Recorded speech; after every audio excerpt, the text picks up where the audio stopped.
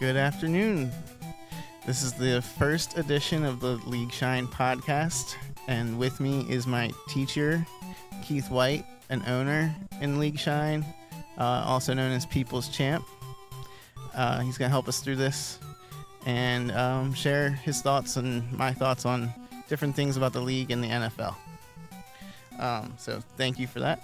Absolutely. First things first, we wanted to ask you why you came up with the name People's Champ.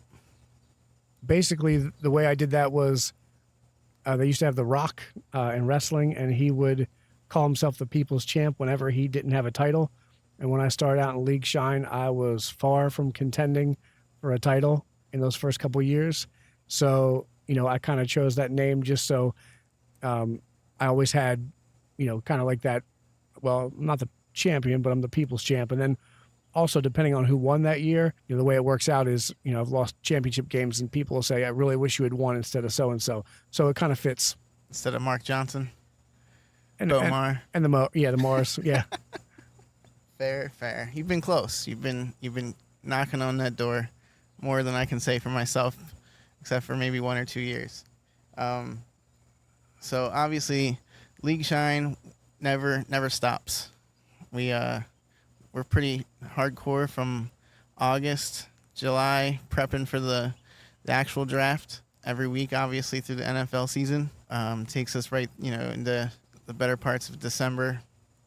And I don't give the owners a break because we like to get ourselves involved in the NFL draft by making a selection. We get one rookie. We pick one rookie, and that's based upon where that person fell in the previous year. So the worst team from the previous season gets the first pick. How old is that, by the way? That hasn't been every case every year, right? We haven't done the rookie draft since League Shine started. No, rookie draft, I believe, is 4. I think this was our 4th year of doing the rookie draft, but it seems like everyone kind of enjoys it. It's popular. It was voted on. Yep. And then I feel like everyone kind of has learned that it can make or break a season. I think everyone has had some good picks and some picks that have not gone so well. Marquise Lee for me. I think it was one of the first years. Marquise Lee did nothing that year. Did nothing. My favorite one is, till this day, is still Jordan Howard for me. I think I had like the 10th or 11th pick, and he was still sitting there, and he's turned. Well, then I turned around and traded him like I do everybody, but he's still my favorite rookie pick that I've made. But Keith, do you have any, when you were watching the draft, the real draft, do you have any guys that you saw get drafted and you're like, man, I have to keep him in mind. I have to remember his name. That would probably be Braxton Berrios. I think he was like a 6th rounder or something like that for the Patriots.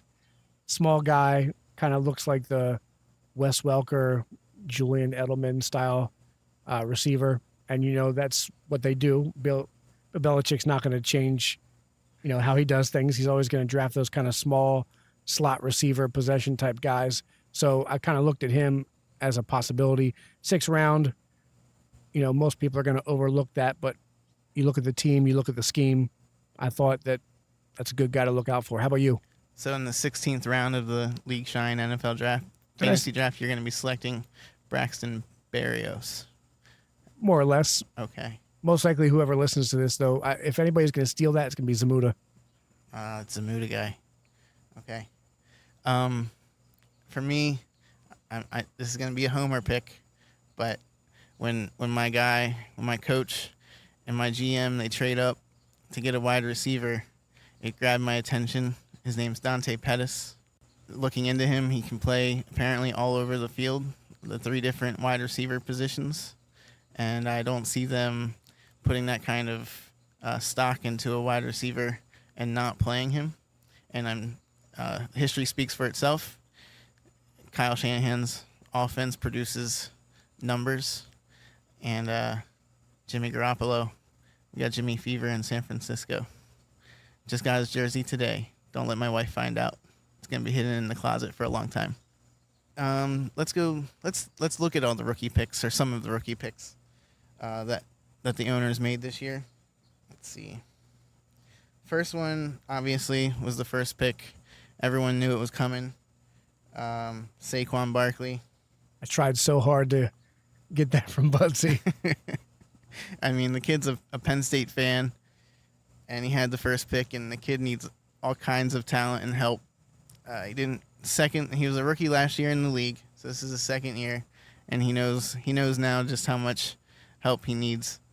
And he called me at one point and was like, Jason, that's obviously the pick, right?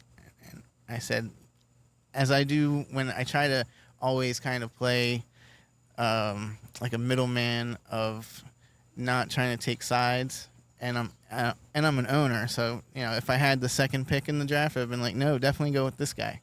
But in this case, it was Zamuda with the second pick, and I was like, yes, please take Saquon Barkley.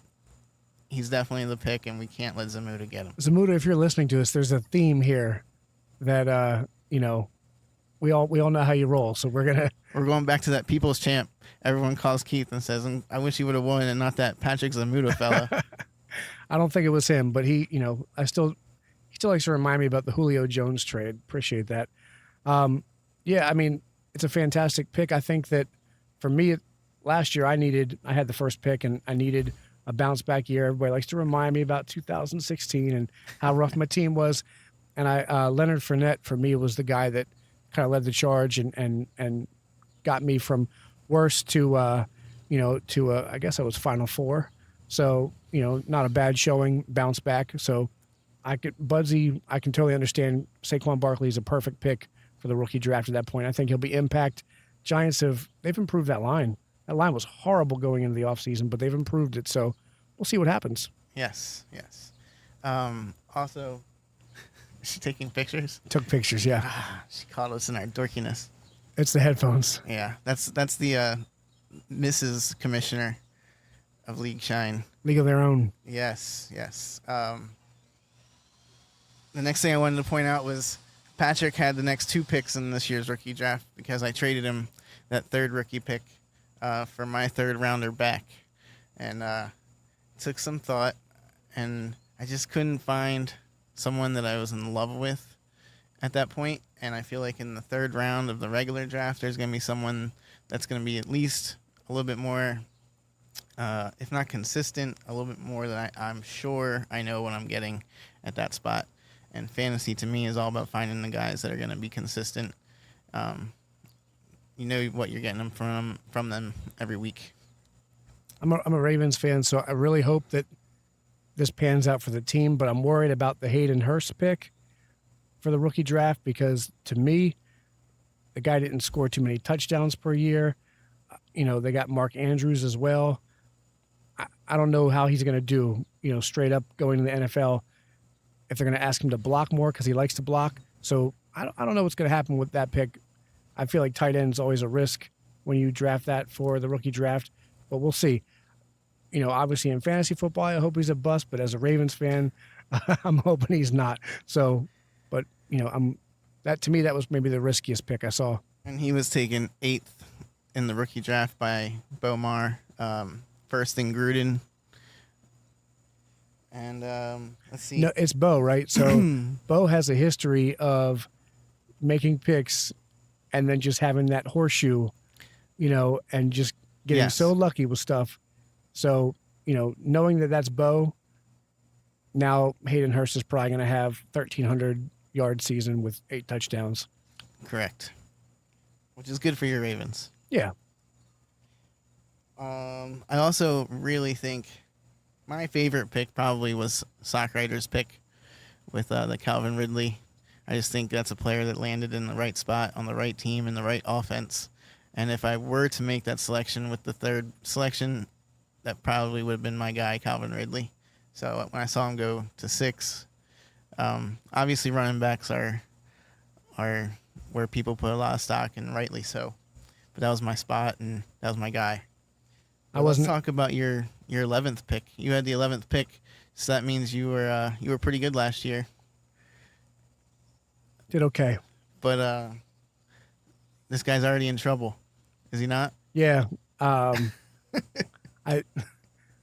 Christian Kirk.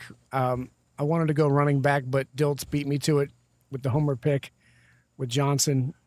It's hard to get the running backs later on. And to be honest, after a certain amount of running backs, you're just reaching. So you might as well grab a wide receiver. I thought, with the wide receiver depth, Christian Kirk, the Cardinals, after Fitzgerald, it kind of, J.J. Nelson, they had a lot of guys that aren't there anymore. So I felt like he could come in and compete for that, at least that 2, maybe that 3.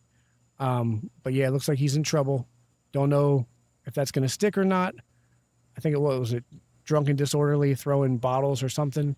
Yeah, it was a mess. Well, we'll see. That's a slap on the wrist compared to some of these other guys. True. Very true.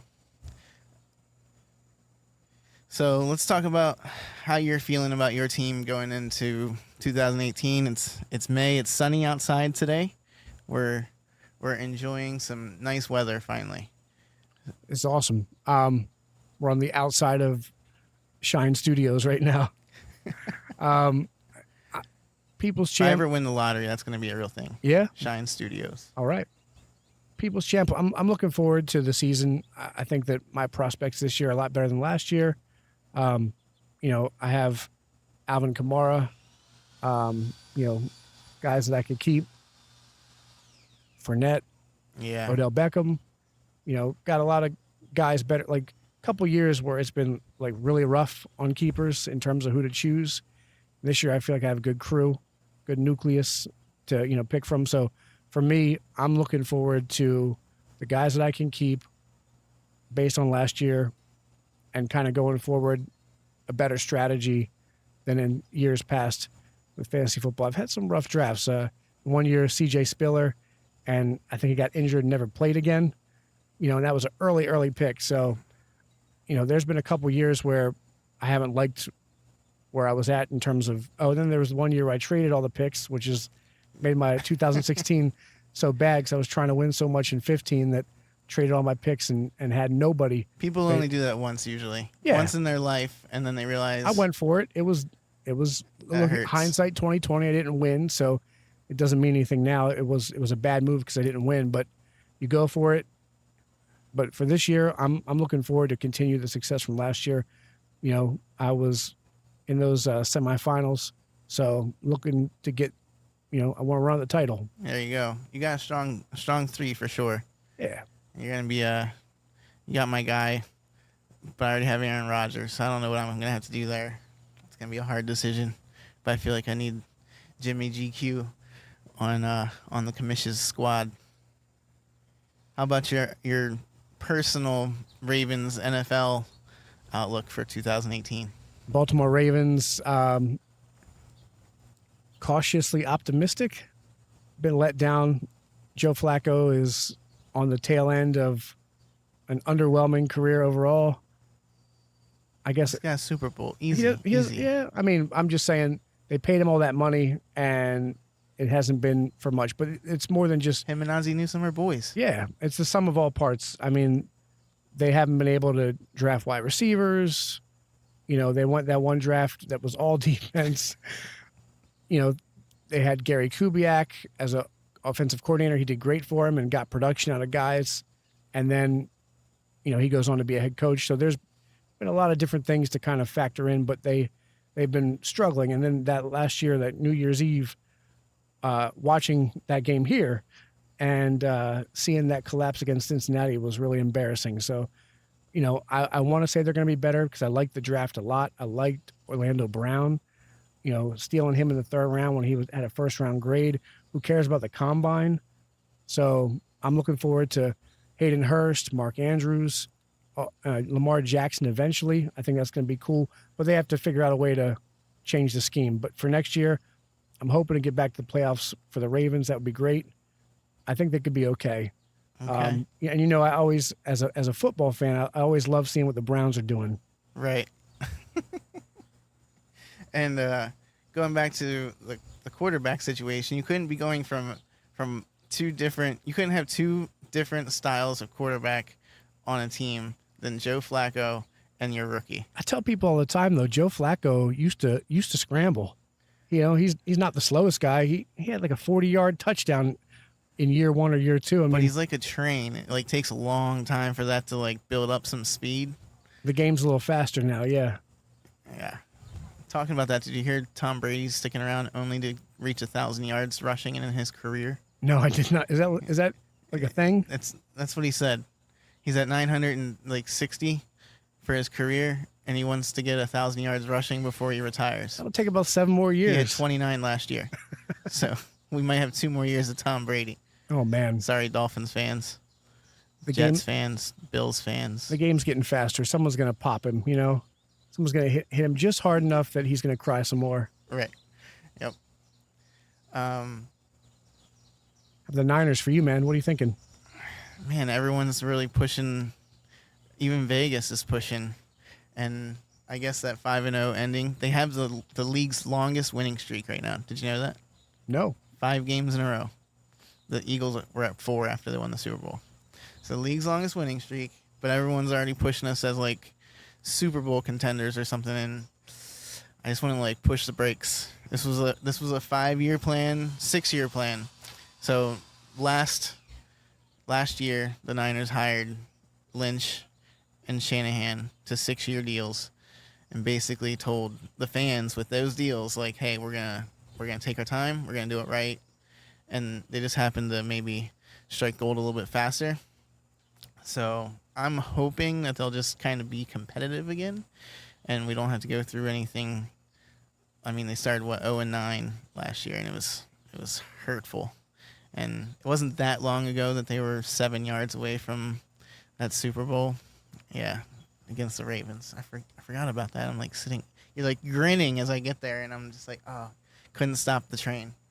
But yeah, let's just have a good, solid, competitive season, and I'll be happy. And then next year, if we can continue the development, let's talk about something more next summer. So cautiously optimistic, maybe for. I'm trying to not join Jimmy Fever as much as everyone else is, but I mean, the man hasn't been beat. You just mentioned that you have a jersey on the way. Well, he's the man. He's going to be the man. But I mean, how much can we really expect? I don't know. There's been a lot of turnover. They've spent a lot of time on the offensive line, and just the numbers since Jimmy Garoppolo came in. He makes the offensive line look better because he gets rid of the ball faster than Tom Brady does, which is amazing. And there's a lot of things to like. Jerick McKinnon. Every time I've seen Bo recently, I already know, and I can tell this to everyone. Jerick McKinnon is not going to be available in this year's draft. Bo Mar is hyped for that pick. So we'll see. What's your favorite part about League Shine? I just like I've been in the league for a long time. Back when I first started, I think my first pick might have been Steve McNair, the Ravens. I had no idea what I was doing. That was over in Shipbuilders Village was the draft. That's how long ago that was. But I like how the league has grown. A lot of people have stuck around for years and years. I like the fact that like the banter and the antics, are fun, but it's no one's ever really like getting malicious, and we kind of keep other stuff out of it. So to me, that's always fun, and I like the fact that it's a league that the people that are participating get to kind of choose how it evolves and how it continues, and that's pretty cool. So I like that, and I like the fact that winning helps. So I plan But on you haven't won yet. No, but I guess not losing every year. Okay, like me. If you weren't Beaver's going to point that out. If you weren't the commissioner, would you have pulled a Rich Griffith? No. Okay. Can't pull a Rich Griffith. Okay. For everyone that doesn't know, he's asking if I'm a quitter, because that's what Rich did. So but League Shine, I think what's cool about that too is there are some years where it's like anybody, absolutely anybody can win. So, if you look at the winners, the title holders, the people who've had the rings, and you look at their seasons, some of them don't make any sense, and it gets wild. I started. Actually, no, I didn't start it. I think it was Bo. It was Bo or Josh Moore, one of the two. But they beat me with Josh Freeman as quarterback. I believe that was Josh. To win that title, that the first time I got to the championship. So, this league is insane and the scenarios are insane and everybody pays attention and makes sure, that they're kind of on their game. And that's what I like. It's just a fun time. Cool. We have the next commissioner is watching us through the window right now. The next one, Mr. Gabriel. Showing us those Batman toys. Talking about heirs to the throne. Did you watch any of the royal wedding? I kind of had no choice. It was on. I woke up to that. Yeah. That's what they were watching downstairs. Right. So it was on for like half the day. So you're like most men. We just kind of got sucked into it. Yeah. Cooking breakfast is still on. Yeah. I think there was replays. That's what's bad. There was replays. They never show the party afterwards, though. No. Why is that? I would find that part probably pretty interesting. That's where they get all the dirt. They probably had some of those royal marriages ruined on those parties. All right. Well, we like to keep these short, quick, to the point, and I hope everyone enjoys this. I know I just learned a lot and had a lot of fun. Hopefully you did as well. Yeah, man, this is great. Perfect. And so we'll see you again. Hopefully you'll listen to the next episode of the League Shine podcast. Take it easy, guys. Bye.